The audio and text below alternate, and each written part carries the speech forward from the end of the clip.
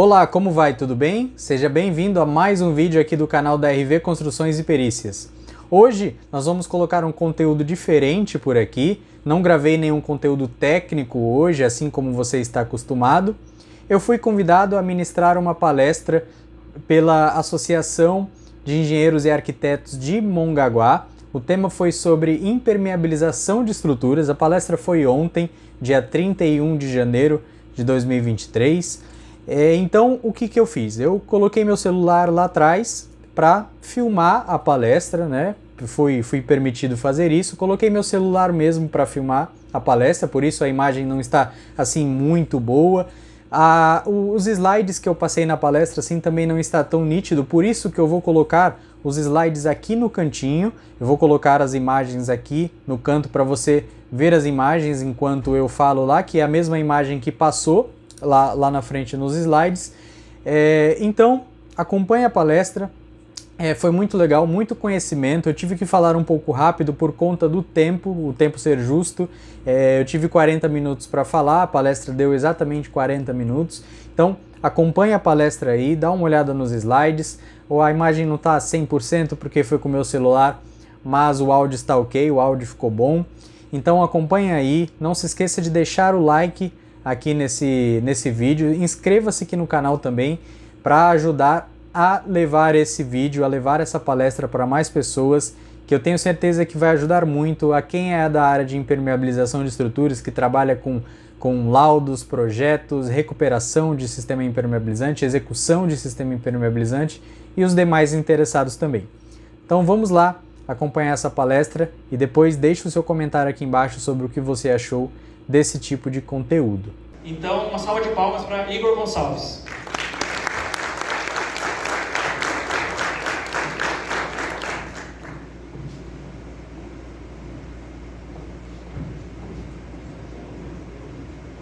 Boa noite a todos. Eu passei. Primeiramente eu quero agradecer a todos que fizeram o convite, a Meia, principalmente o Ulisses por ter feito o convite, tá bom? Antes de eu me apresentar, fazendo esse agradecimento.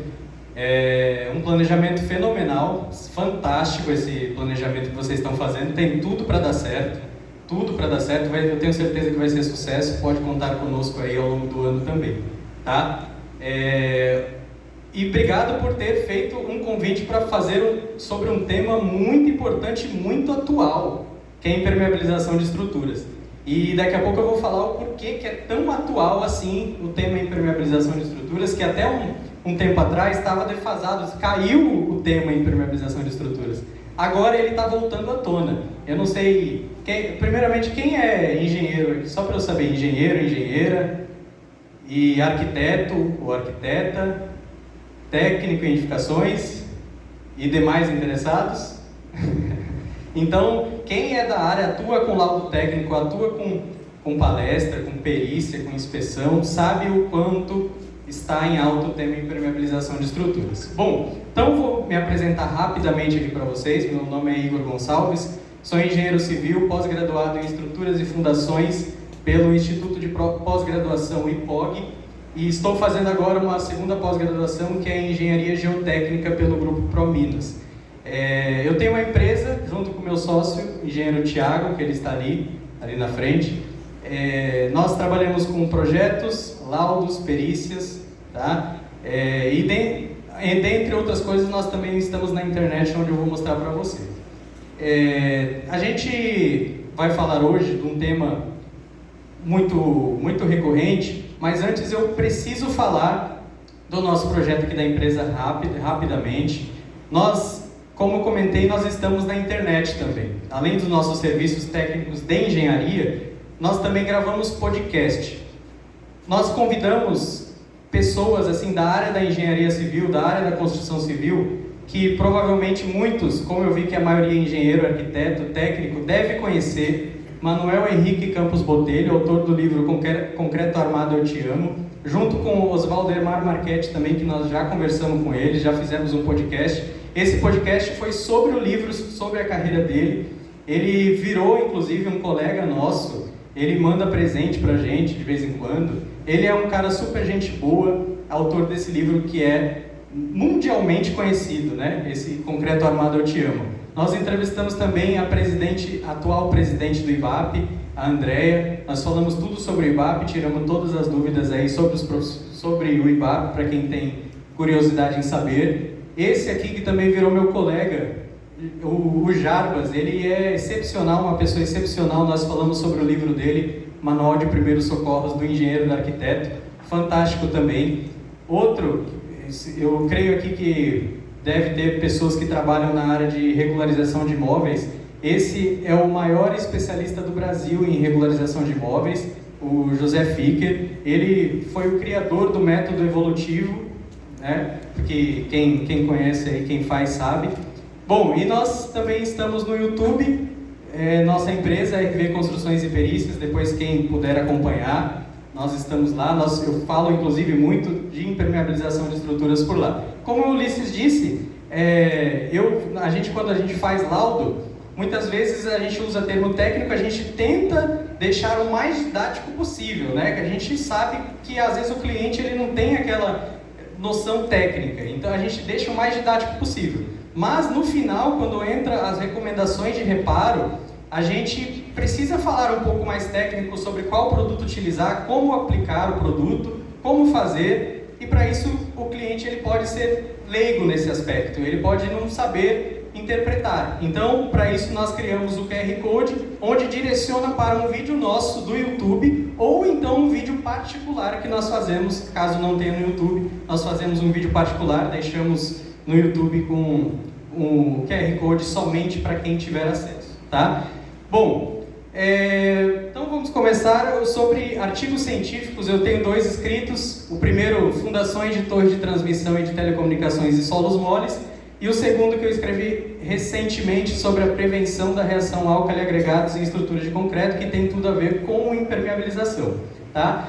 A impermeabilização de estruturas, ela tem 5 pilares importantes. Para que eu tenha um bom sistema impermeabilizante, eu preciso que esses 5 pilares estejam alinhados. Que eu quero dizer, escolha do sistema impermeabilizante, tá? É muito importante que nós saibamos escolher o principal sistema impermeabilizante. Não estou falando aqui de marca, tá? De vez em quando vocês vão ouvir eu falar aqui uma marca ou outra, porque é o que o pessoal conhece. Às vezes nós conhecemos alguns produtos pela marca, né, e não pelo nome técnico dele. Então, de vez em quando eu vou falar um nome aqui, mas já associando ao nome do produto, não quero fazer propaganda de marca nenhuma de impermeabilizante, mas a escolha é muito importante em relação ao produto e não à marca.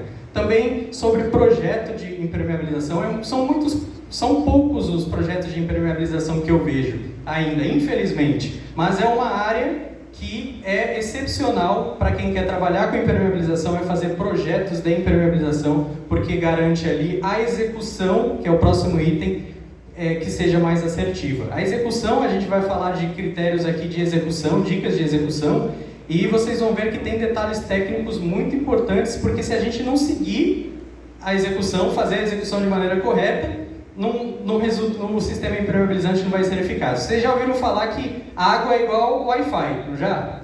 Eu acho que todos já ouviram falar. Qualquer espacinho a água infiltra e causa problema. Isso está na execução. Se eu deixar alguma brecha na execução, eu vou ter problemas com impermeabilização. Então é muito importante que o profissional técnico da área de impermeabilização esteja acompanhando de perto a execução, porque senão dá problema lá na frente.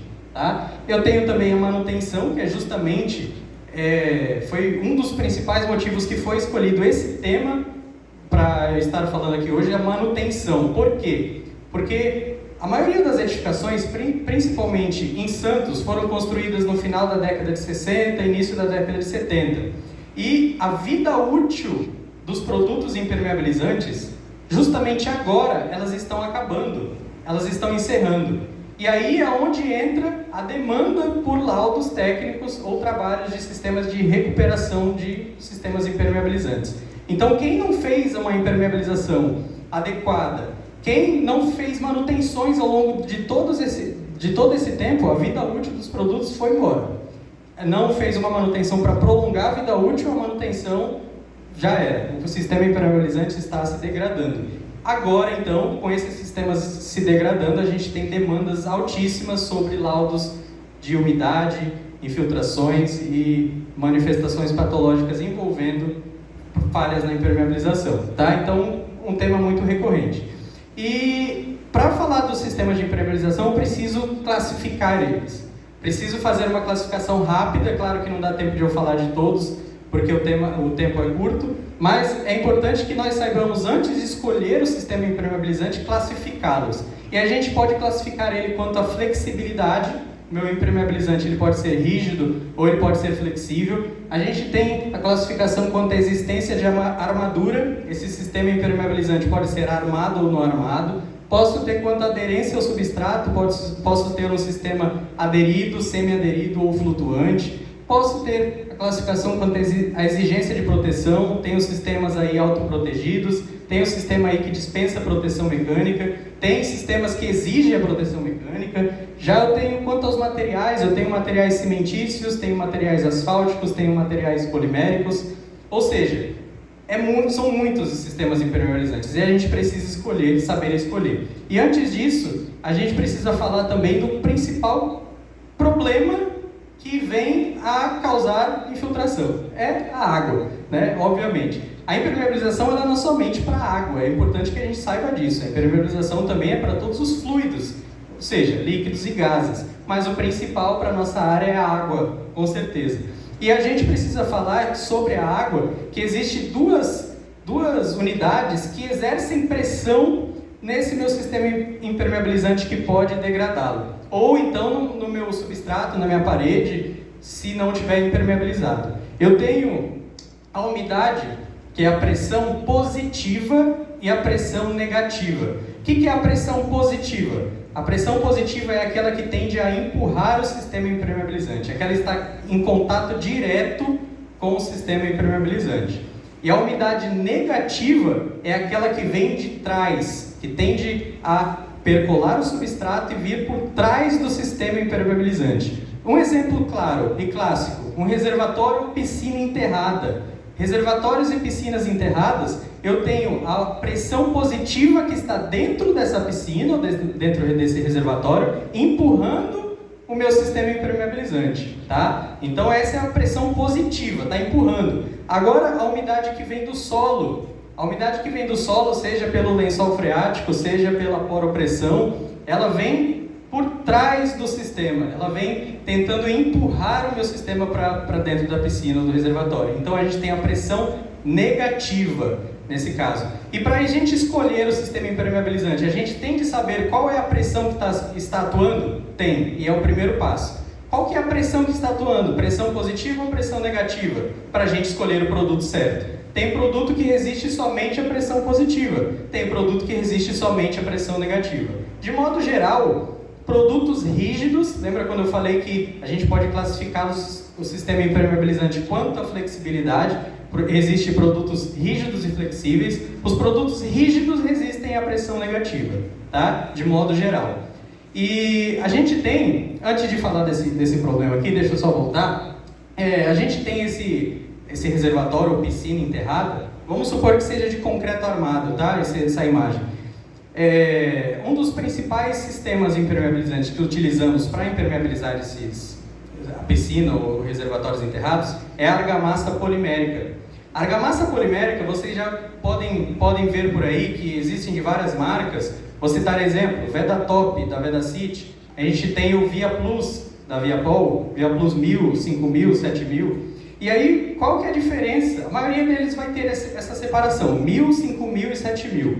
O 1000, a argamassa polimérica 1000, é a argamassa polimérica rígida, tá? Ela que vai combater ali a pressão negativa. Já eu tenho a 5000, que é semi-flexível, e a 7000, que é flexível, que não é uma argamassa polimérica, né? Mas os fabricantes vendem como uma argamassa polimérica, né? O 7000 é uma resina termoplástica e para garantir aí uma certa flexibilidade. Bom, então no sistema enterrado, como eu tenho as duas pressões, negativa e positiva, eu tenho que aplicar dois produtos, ou então um que consiga combater as duas. Então normalmente a gente aplica uma argamassa polimérica rígida, que é a 1000, depois o fabricante indica que a gente passe uma argamassa polimérica flexível por cima, que é a 5000 ou 7000, normalmente a 7000 que ela já vem com uma resina. com fibras. Então, e vocês podem perceber também que esses fabricantes de argamassa polimérica, o manual, eles pedem para aplicar várias demãos. Não sei se vocês já repararam isso. Eu estou utilizando a argamassa polimérica que tenho que utilizar de 4 a 6 demãos. Por que isso? Porque na verdade mesmo, a argamassa polimérica ela não é flexível. A argamassa polimérica é cimentícia e cimento é rígido. Então a gente faz a aplicação da argamassa polimérica em várias demãos para ganhar espessura e conseguir resistir a certos esforços. Tá? Por isso que a gente faz em várias demãos. Então, para reservatório enterrado e piscina enterrada, é muito utilizada a argamassa polimérica. Aqui a gente tem um sistema clássico, né, uma manifestação patológica e clássica nas construções brasileiras, né, principalmente residenciais. Nós temos aí a umidade no rodapé. E essa umidade no rodapé, o que está atuando nela? Se está vindo por trás desse meu substrato, dessa minha parede, ou do baldrame, do alicerce, é uma umidade negativa que está vindo por trás. Então é importante a gente saber escolher o produto certo, tanto para regularizar quanto para fazer a prevenção lá no início. Então essa é uma umidade negativa que está atuando e a gente precisa escolher o produto adequado para isso. Tá? E a gente vai falar inclusive como corrigir esse problema já já. E aí como é que a gente faz essa impermeabilização primeiro para prevenir? Antes de qualquer coisa, nós temos a viga baldrame, né, a nossa alicerce, quando a construção não é feita em radier, mas nós temos a viga baldrame em que nós temos de impermeabilizar. Esse é obrigatório, aí, é quesito fundamental, para não surgir aquele problema. Mas, tem uma coisa, essa pintura asfáltica que está sendo aplicada aqui nessa viga baldrame, que é um dos produtos mais utilizados na impermeabilização de vigas baldrame residenciais, tá? A pintura asfáltica, posso citar exemplo aí do Neutrol, da Vedacity, posso citar o Eagle 2, posso citar a pintura asfáltica da Quartzolite, tem inúmeros. E aí, o que normalmente o pessoal faz? Depois de concretada a viga baldrame, espera-se aí pelo menos 7 dias para poder aplicar o produto. E aí o pessoal aplica o produto diretamente no concreto dessa viga baldrame. Tá certo? Não. Tá errado. Por que está errado isso? E a maioria faz. Eu, inclusive, são poucos os casos que eu venho fazer certo. Como é que eu faço a impermeabilização da viga baldrame com a pintura asfáltica do jeito certo? Tem esse material aqui, que eu sei que a imagem está um pouquinho ruim, mas eu vou falar para vocês, que é uma imagem disponibilizada pelas mídias da Vedacity, que elas falam como que utiliza a argamassa polimérica. No caso deles, claro, o Neutrol. Então nós temos a viga baldrame, tá? Nós temos a viga baldrame concretada e por cima da viga baldrame eu tenho que ter obrigatoriamente um revestimento argamassado para eu fazer a pintura asfáltica. Ou seja, eu tenho que primeiro chapiscar essa minha viga baldrame, porque se eu rebocar direto vocês sabem o que acontece, né? Nem é possível também algo muito liso, né? A gente inclusive eles recomendam que seja o chapisco seja com adesivo de alto desempenho, que é o famoso bianco, né? Para a gente poder chapiscar essa viga baldrame em uma superfície lisa para ter adesão. É importante citar que o bianco ele não é um impermeabilizante, tá? O bianco ele é um adesivo de alto desempenho, de base PVA, que ele garante aí maior adesão, né? Ele é uma cola mesmo para os sistemas argamassados. E aí depois que eu faço o chapisco, por cima eu venho com o reboco, com aditivo hidrófugo também. Esse aditivo hidrófugo é aquele aditivo que nós adicionamos na argamassa para poder fazer reboco. Por exemplo, o próprio Vedacity, da Vedacity, o Sica 1, da Sica, né? Nós chamamos eles de aditivos impermeabilizantes, na verdade aditivos hidrófugos. E aí depois desse reboco, depois de tempo curado também, nós vamos lá e fazemos a pintura asfáltica por cima dele. E agora eu pergunto para vocês agora, de verdade, quem é que já viu alguém chapiscar e rebocar a viga baldrame? Tem até um pessoal, tem até alguns aí que já viram, mas normalmente poucas pessoas já viram isso, tá? Normalmente o baldrame concretado, por cima vem a pintura asfáltica, então não façam isso, tá? Primeiro a gente tem que chapiscar, aí pode ser com bianco, reboca com o Vedacity e aí impermeabiliza com a pintura asfáltica. tá? Mas, Igor, eu não tenho tempo de ficar esperando cura de chapisco, cura de reboco. Eu quero aplicar um produto logo para eu começar a subir a minha alvenaria, né? E aí a gente tem a opção da argamassa polimérica. Argamassa polimérica rígida, porque ela vai combater ali a umidade negativa. Então é muito importante que seja argamassa polimérica rígida, no caso da 1000. E aí vocês vão ver lá que nós temos que aplicar nessa viga baldrame em demãos cruzadas. É importante lembrar que daqui a pouco eu vou falar um pouco mais sobre isso, que o termo demão para produto impermeabilizante. Não usa mais o termo demão. O conceito, na verdade, que nós usamos é consumo por metro quadrado. O termo demão em impermeabilização não existe mais. Então, se aquele produto, aquele fabricante pede para a gente aplicar o produto com 1 kg por metro quadrado, se eu tiver 1 metro quadrado ali, eu tenho que usar 1 kg de produto, independente de quantas demãos forem, tá? Então, utilizem o termo consumo por metro quadrado. E a argamassa polimérica é muito utilizada também para impermeabilização de áreas frias, né? Banheiros, cozinhas, varandas, tá? No caso de pequenas lajes, como é o caso do banheiro, nós não temos uma movimentação muito alta, uma variação térmica muito alta, então nós podemos utilizar produtos rígidos. Já quando eu tenho lajes expostas, eu tenho que utilizar produtos flexíveis, por conta da movimentação térmica dessa estrutura. Então, quando é um banheiro pequeno, áreas molhadas pequenas, eu posso utilizar produtos rígidos, certo? Que não vai ter tanta movimentação, eu utilizo a argamassa polimérica rígida, aí tanto na área externa do banheiro, do box, quanto dentro do box. O box ali a gente recomenda que pelo menos suba 1,5 metro ali dentro do box, com argamassa polimérica. E utilizando a argamassa polimérica dentro do banheiro, a gente tem que tomar cuidado com cantos e ralos.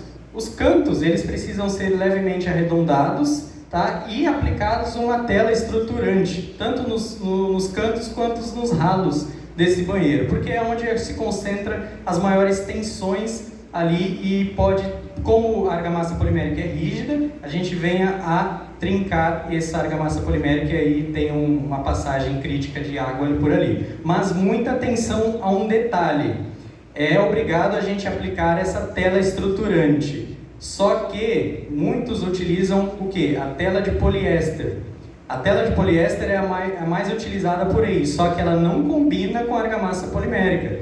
A argamassa polimérica, como ela tem a sua base cimentícia, a tela de poliéster, o poliéster ele não resiste à alcalinidade do cimento.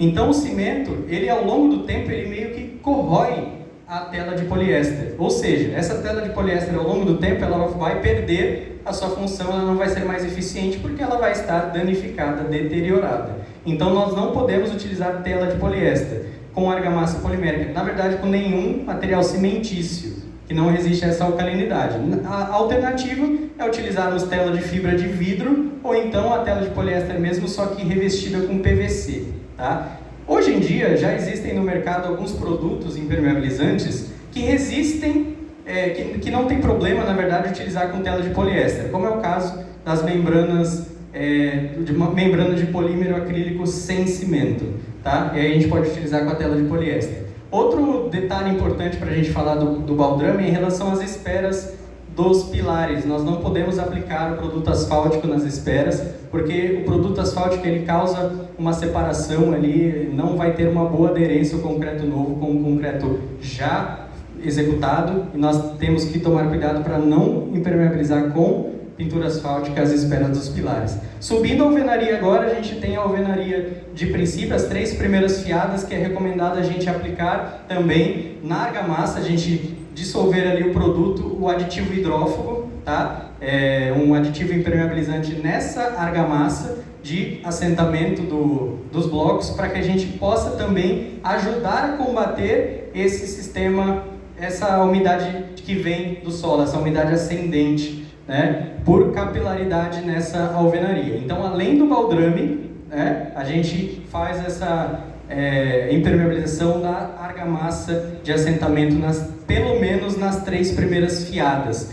Tá, a gente falou sobre o problema inicial, só que agora eu tenho um problema já. Não fiz a impermeabilização, não fiz a impermeabilização do jeito certo, Importante lembrar aqui que eu falo sobre, quando eu faço laudo e vejo um problema como esse, muitos laudos, eles descrevem, né?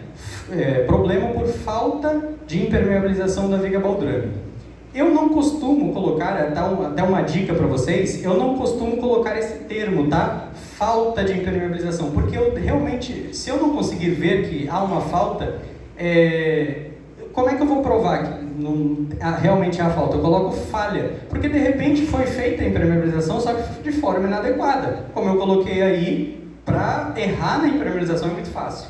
Então eu coloco o termo falha na impermeabilização, porque se eu tiver a falta dela, o termo falha ele já abrange isso. Então eu costumo colocar falha no sistema impermeabilizante, principalmente aí do alicerce. Então eu já tenho um problema, como é que eu faço para resolver? Primeiro, esse rodapé ele precisa ser, se eu for aplicar a argamassa polimérica, que é o produto que é o mais utilizado para a recuperação disso, a gente tem de descascar toda essa parede, chegar no substrato, ou seja, chegar na alvenaria, tá?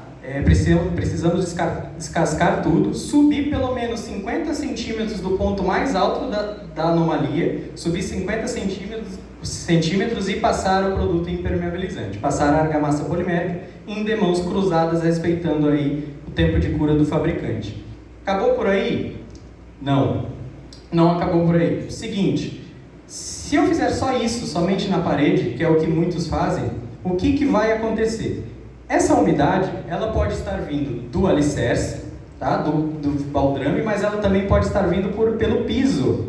E agora você imagina, se eu tenho a minha parede, agora ela está impermeabilizada com argamassa polimérica, só que essa umidade está vindo do piso, ela não está vindo de trás. A umidade vindo pelo piso, ela vai passar pela frente do produto. Ou seja, se está passando pela frente do produto, ele não vai resolver nada e o problema ele vai voltar daqui a pouco. Então, o que nós precisamos fazer? Nós precisamos remover pelo menos 30 centímetros aqui do piso, do revestimento cerâmicos e impermeabilizar com a argamassa polimérica aqui também. Aí a gente elimina o problema de vez, tá? Então, tem que tomar cuidado com isso. Não é só a parede, o piso também, tá? Sobre impermeabilização de lajes, um dos sistemas mais utilizados é a famosa manta líquida. Mas é importante a gente lembrar que a norma ela não cita o termo manta líquida, tá? A manta líquida é um termo criado pelos fabricantes, pelos vendedores dessas mantas, que colocaram manta líquida e viralizou. Mas o termo correto que a norma cita é membrana líquida ou membrana acrílica. Tá, mas eu vou falar os dois, manta líquida não está errado, né? Foi um termo que popularizou. A manta líquida é utilizada aí na impermeabilização de lajes. A manta líquida ela exige que a laje tenha um caimento mínimo de 2%, porque a manta líquida ela não resiste ao empoçamento de água. Então, ela tende a haver ali um perfeito caimento de no mínimo 2% para os coletores de águas pluviais. E existem produtos hoje, né, a tecnologia avança, a gente sabe que hoje existe membrana de polímero acrílico sem cimento, que é o Ecoper da Ecobit, talvez vocês já tenham visto por aí, que ele resiste ao empoçamento. Ele é a parte, né? Tecnologias que surgem quando a gente tem um problema, olha, não resiste ao empoçamento, então vamos criar um produto que resista. Que vão surgindo, mas de modo geral a membrana acrílica ela não resiste a esse empoçamento, tá? Deve ficar exposto, a membrana acrílica foi feita para ficar exposta, não resiste também à alcalinidade do cimento, para a gente colocar o revestimento cerâmico, tá? Isso é importante deixar claro. Membrana líquida sempre ficar exposto. Para laje também a gente pode ter a manta asfáltica. A manta asfáltica ela tem que ser muito bem feita por profissionais capacitados, porque nós temos que ter uma perfeita regularização desse sistema. Nós não podemos ter sujeiras, nós não podemos ter nada que possa perfurar essa manta, porque ela é sensível. Então a gente vem com toda a base limpa, a gente aplica ali o produto asfáltico para ter uma aderência. Aí o pessoal costuma utilizar até a própria pintura asfáltica para fazer essa adesão, ou primer, né, para fazer essa adesão, e aí a gente vem fazendo também, aplicando o produto asfáltico na manta e colando essa manta. Essa manta ela tem que ter um recobrimento mínimo de 10 centímetros uma na outra, ela tem de subir no rodapé, de acordo com determinados fabricantes, ela exige uma mão de obra específica, porque a gente vai estar trabalhando com maçarico, tá? Então a gente tem que tomar muito cuidado. E um detalhe mais importante aí da aplicação da manta asfáltica é o biselamento. O que é o biselamento? Quando a gente faz a sobreposição dessas mantas, aqui no encontro, quando ficar 10 centímetros dessa manta sobre essa daqui, essa parte aqui ela fica um vão. Então a gente tem que biselar esses encontros. O biselamento é feito esquentando a colher mesmo, a colher de pedreiro mesmo, e passando a colher aqui nesses cantos para fazer o biselamento, em todos os cantos. Depois disso feito, é necessário a gente criar uma camada separadora. Uma camada separadora pode ser feita aí com papel craft, né? Tem gente que coloca plástico, não tem problema, é só para realmente criar uma camada separadora entre a manta asfáltica e a proteção mecânica, o contrapiso, porque o cimento ao longo do tempo ele vai começar a deteriorar a manta, então a gente precisa criar essa camada separadora. E para a gente fazer manutenção também com a camada separadora fica mais fácil, porque a gente arranca o sistema impermeabilizador, arranca a proteção mecânica, né, o contrapiso, e a gente tem ali a camada separadora para a manta asfáltica. A gente tem a manta aluminizada, que ela foi feita para ficar exposta ao tempo. Importante citar que nenhum produto asfáltico, nem pintura asfáltica, nem manta asfáltica, eles devem ficar expostos ao tempo. Ele não resiste às intempéries, ele começa a esfarelar, ele começa a craquelar. Então você vê aquelas paredes pintadas de preto, né, por aí, que normalmente passaram a pintura asfáltica, você sabe que ao longo do tempo ali aquilo vai craquelar, vai esfarelar, porque produto asfáltico e na impermeabilização não foi feito para ficar exposto. Então, pensando nisso, criaram uma manta aluminizada. Ela já consegue aí dispensar a proteção mecânica. E a gente tem problemas agora quando a gente não tem problema no rodapé. Esse problema está mais acima da parede. Esse problema está na parte de cima da parede. E aí a gente sabe, obviamente, que não é uma umidade que vem do solo por capilaridade, sim uma umidade que vem por trás. Essa umidade negativa também. Como recomendação de reparo, nós temos aí as pinturas elastoméricas. Um exemplo que o pessoal fala muito é o Vedapré em parede, né? Se vocês já ouviram falar. Primeiro a gente faz todo o trabalho ali naquela parede, aplica também o aditivo hidrófugo para fazer o reboco dessa parede e depois vem com a pintura, que é uma pintura elastomérica, que faz a proteção aí contra batidas de chuva. Não adianta também aplicar esse produto aí em banheiro, aplicar em sistemas onde a gente vai ter uma maior carga aí de a pressão hidráulica, pressão hidrostática, não adianta. Pintura impermeável, pintura elastomérica só serve contra batidas de chuva, tá? A gente tem um problema muito comum, que é a corrosão das armaduras, por conta de falhas no sistema impermeabilizante. Por quê? Se eu tenho uma impermeabilização, por exemplo, uma parede de concreto, e ela está sendo deteriorada, eu não posso simplesmente ignorar a água e solucionar o problema aqui pela frente. Vamos recuperar esse rodapé aqui, ou vamos recuperar essa laje somente pela frente, aplicando ali produtos que resistam a essa umidade negativa. Só que eu vou estar ignorando o fato de que a água ela vai continuar passando pelo esse meu substrato, pela essa minha estrutura de concreto. Beleza, eu impermeabilizei ali o negativo, a água não consegue vir de trás, mas mesmo assim ela percola o sistema. Ela está ali dentro do sistema, está dentro da parede ainda, ela só não aparece para mim. E isso é um crime. Então, sempre que possível, a gente tem de impermeabilizar pelo lado positivo. Sempre que possível, tá? Para que a água ela não penetre, não consiga penetrar ali no meu sistema e causar aí a corrosão das armaduras. A gente sabe que a água causa isso, tá? É um dos principais fatores que causam a corrosão das armaduras, que eu vou falar inclusive daqui a pouquinho, que já está finalizando.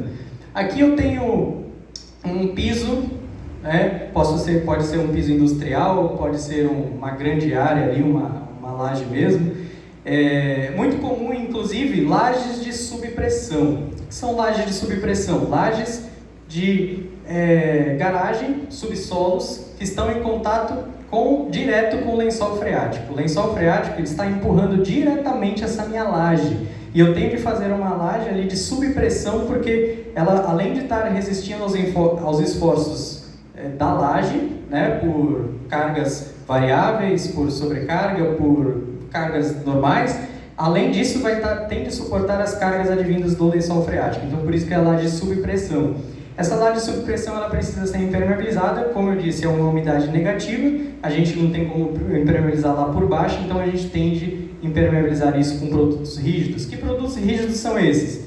Eu falei da argamassa polimérica, mas uma laje de subpressão, dependendo de onde nós estamos, em Santos isso é muito comum, as cargas variáveis podem chegar até 500 kg por metro quadrado, só de água, só do lençol freático. Agora você imagina uma carga de 500 kg, uma carga adicional de 500 kg por metro quadrado no meu sistema.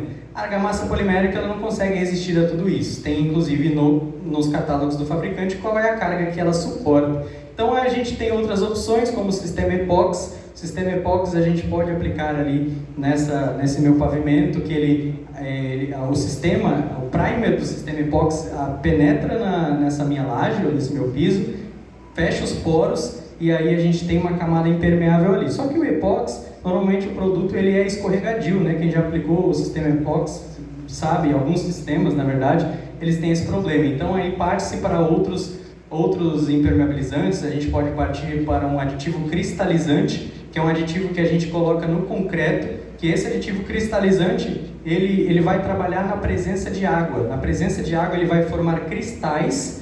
Esses cristais eles vão tamponar e vai impedir com que a água vai passar. Tá? Aditivo cristalizante hoje é muito usado, está sendo muito utilizado, é uma das tecnologias mais novas que nós temos no sistema de impermeabilização. Tá? A gente pode utilizar em pisos aí, a gente pode utilizar membrana de poliuretano. Aí tem que tomar cuidado se esse produto vai ficar exposto ou não. Se ficar exposto, a gente tem que utilizar produtos poliuretano com isocianato, que é os poliuretanos aromáticos, que não podem ficar expostos, né? E a gente também tem o poliuretano alifático, que esse sim pode ficar exposto ali. Ele inclusive resiste ao tráfego de pessoas quando a gente utiliza o poliuretano multicamada. E também, hoje existe a membrana de poliureia. A membrana de poliureia é um sistema aí que está avançando cada vez mais, mas exige mão de obra especializada, existem equipamentos especializados, então a poliureia ainda está sendo muito estudada para ser aplicada aí em pavimentos em que a gente vai ter tráfego de pessoas e veículos. Tá? Sempre que a gente aplicar um sistema impermeabilizante e a gente quiser aplicar um revestimento cerâmico por cima, nós temos que utilizar a argamassa do tipo AC3 ou argamassa piso sobre piso. Por quê? As argamassas que nós conhecemos, AC1, AC2, elas têm uma ancoragem mecânica. O que é isso? Nós temos o substrato, nós temos o revestimento e neles tem alguns pequenos poros em que nós passamos a argamassa nas duas faces e aí ele garante ali uma adesão mecânica, entra nos poros e garante uma adesão mecânica. Só que o impermeabilizante, ele cria uma superfície lisa, então não tem poros para a gente utilizar a argamassa AC1, AC2, que é a argamassa com adesão mecânica. A gente tem que utilizar uma argamassa de aderência química, que é o mesmo princípio quando a gente faz piso sobre piso. Piso sobre piso a gente não pode utilizar argamassa de aderência mecânica, justamente porque não tem poros para penetrar. Então a gente utiliza a argamassa de aderência química. Algumas AC3 são de aderência química, tem que tomar cuidado com isso. Ou a gente pode utilizar diretamente uma argamassa piso sobre piso no sistema impermeabilizante. E para encerrar, não menos importante, quando nós aplicamos sistemas impermeabilizantes em reservatórios, a gente tem que tomar cuidado aí. Manta asfáltica ela não é recomendada, porque a gente tem toda uma questão ali de espaço confinado por utilizar o sistema um gás combustível. A gente tem questão de potabilidade da água. Nós temos que utilizar produtos que garantam a potabilidade da água para reservatórios. E o mais importante de tudo, impermeabilizar a tampa do reservatório também, porque a água ela evapora e como essa água tem cloro, facilita o processo de corrosão das armaduras. Então é muito importante que a gente faça a impermeabilização da tampa dos reservatórios também, não esqueçamos disso. E lembrem-se que a argamassa polimérica, muito utilizada para isso, algumas não resistem ao vapor da água. Elas resistem à pressão da água ali, mas elas não resistem ao vapor da água. Então pode ser que a gente não possa aplicar aquela argamassa polimérica na tampa do reservatório. A gente tem que partir para outra solução, como aditivos hidróficos ou cristalizantes, ou outra solução aí para garantir essa vapor d'água, né? Essa resistência ao vapor d'água. Bom, o tempo é curto, não dá para colocar muitas coisas aqui, mas também, se vocês tiverem alguma pergunta para fazer, quiserem perguntar, quiserem me mandar alguma coisa, meus dados de contatos estão aqui, meu telefone, o e-mail, o Instagram, o YouTube da empresa. Se vocês puderem seguir lá, acompanhem direto, eu estou colocando conteúdos lá sobre impermeabilização de estruturas, sobre fundações, sobre geotecnia, tá? Então fica aí meu muito obrigado a todos, uma ótima noite.